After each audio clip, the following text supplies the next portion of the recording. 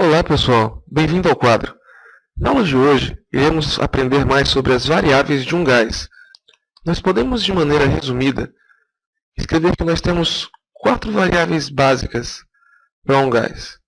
São elas: o número de mols, que iremos aprender o que significa, o volume, a pressão e a temperatura. Iremos estudar de maneira separada cada um deles. Inicialmente, vamos estudar o que vem a ser esse tal de número de mols, tudo bem? Imaginem 3 recipientes contendo gases e vamos colocar quantidades diferentes de cada gás. Por exemplo, no primeiro recipiente nós temos 32 gramas de oxigênio gasoso, no segundo recipiente temos 28 gramas de nitrogênio gasoso e no terceiro 18 gramas de vapor de água. O que há de comum nesses 3 recipientes? Pessoal, nós podemos dizer que em 32 gramas de oxigênio, em 28 gramas de nitrogênio e em 18 gramas de água, há exatamente a mesma quantidade de partículas, que é o que nós escrevemos como 6,02 vezes 10 a 23 moléculas de gás. A esse número, 6,02 10 a 23, nós damos um nome.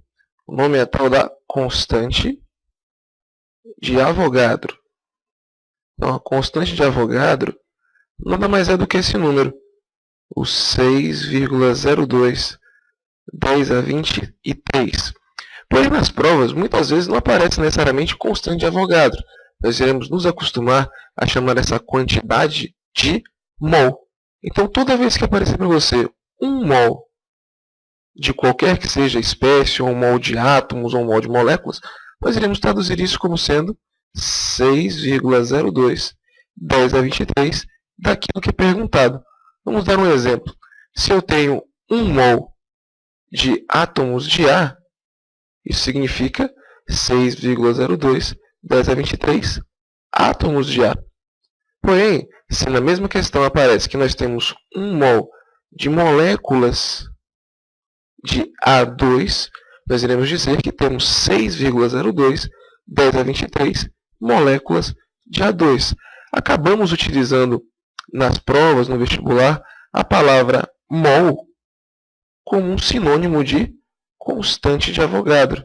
Então, todo momento que vocês encontrarem essa pergunta, quantos mols de moléculas ou quantos mols de átomos, ele está perguntando quanto dessa quantidade existe num recipiente ou numa certa amostra. Vamos então fazer um exemplo, pessoal, para testar os nossos conhecimentos, né? Temos aqui, exemplo. Qual dos recipientes a seguir tem maior quantidade de moléculas? Nós temos aqui o recipiente A com 32 gramas de hélio, o recipiente B com 32 gramas de hidrogênio e o recipiente C com 32 gramas de oxigênio.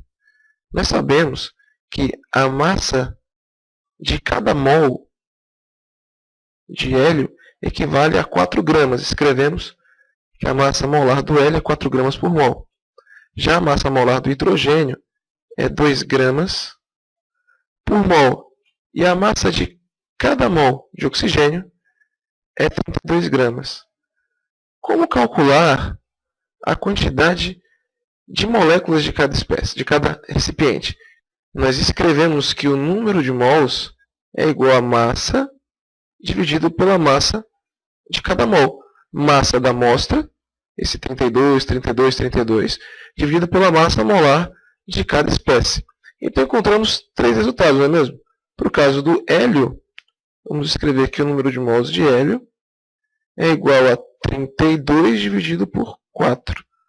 No caso do hidrogênio, o número de mols de hidrogênio seria 32 dividido por 2. E no caso do oxigênio, o número de mols de oxigênio seria 32 dividido por 32. Quem nos fornece uma maior quantidade de moléculas é aquele que tiver uma menor massa molar.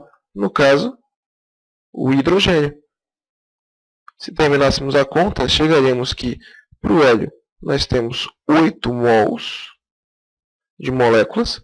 Para o hidrogênio nós temos 16 mols. E para o oxigênio nós temos 1 mol. Portanto, o hidrogênio, o recipiente B, é aquele que tem maior quantidade de moléculas. É isso aí, pessoal. Obrigado e até a próxima.